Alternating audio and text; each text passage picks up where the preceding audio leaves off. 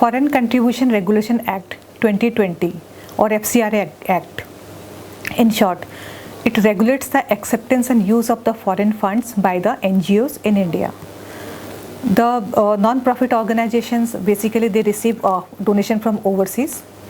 It is regulated by the FCRA, the receipt and also the use. There was need for certain amendments in the act so that the entities are more compliant. So Foreign Contribution Regulation Amendment Act 2020 was introduced. It was introduced on 29th of September 2020. There were certain amendments as per the Amendment Act.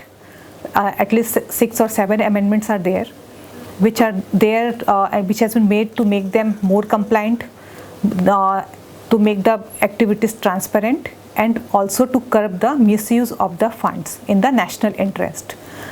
The amendments are, first of all, there was the transfer of the funds from one FCRA entity to another FCRA entity has been stopped. It has been restricted. Earlier, any FCRA registered entity, when it used to receive the foreign fund, it can transfer the fund to any other entity having the FCRA certificate. Suppose there are two entities, entity 1 and entity B, both are registered under FCRA. In case entity A receives the foreign fund, it can transfer it to the entity B, which has also been registered under FCRA. Now this has been stopped.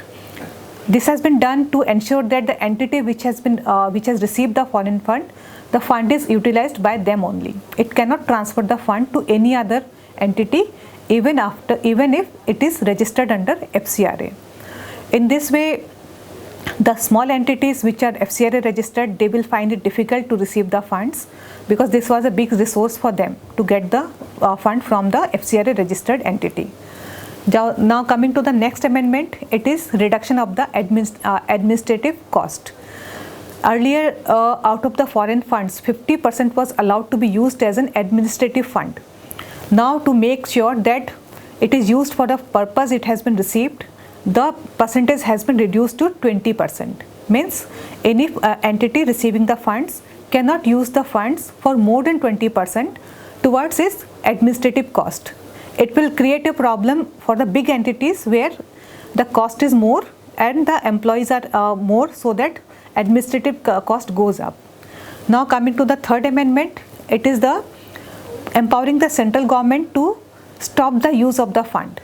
Earlier what used to be happened, in case if any entity is non-FCRA compliant or if there is any non-compliance, it could be used, the fund could be used which has been unused or unreceived with the permission of the central government. Means to explain this, suppose entity has received certain funds and it is found that the entity is non-compliant.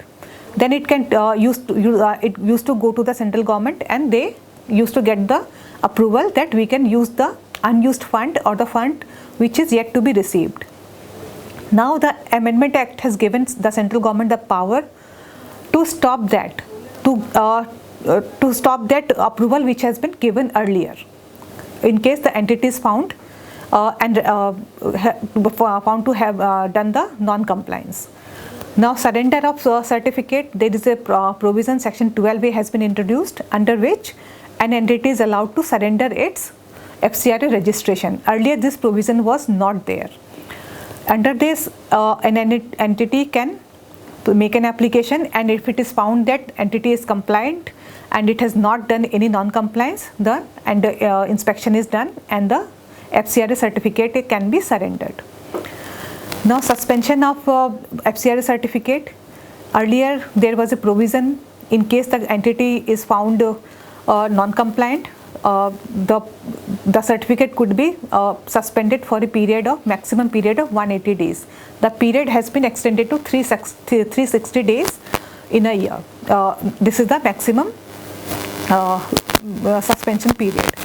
Now there is a new document list which is to be given by the NGO for registration under FCRA. This is Aadhaar card for all the directors, all the chief functionary and the office bearers. In case Aadhaar is not there, the person is a foreign citizen, then passport or the OCI card.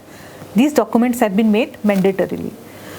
Now coming to the next amendment, that is the receipt of a fund in one account. Now it has been made mandatory for every FCRA registered entity to have a bank account with a single bank, that is SBI, State Bank of India, having branch at Parliament Street, New Delhi. Means any entity which is either registered under FCRA or it is going to be registered, they have to open a bank account in the State Bank of India, Parliament Street, New Delhi. And only on this bank account they will receive the fund from overseas. They can have other FCRA account also, bank account with other bank, but this is only for the transfer of the fund from that SBI account. Any direct receipt from overseas is not allowed in those accounts. So these are the main amendments which are there in the Amendment Act.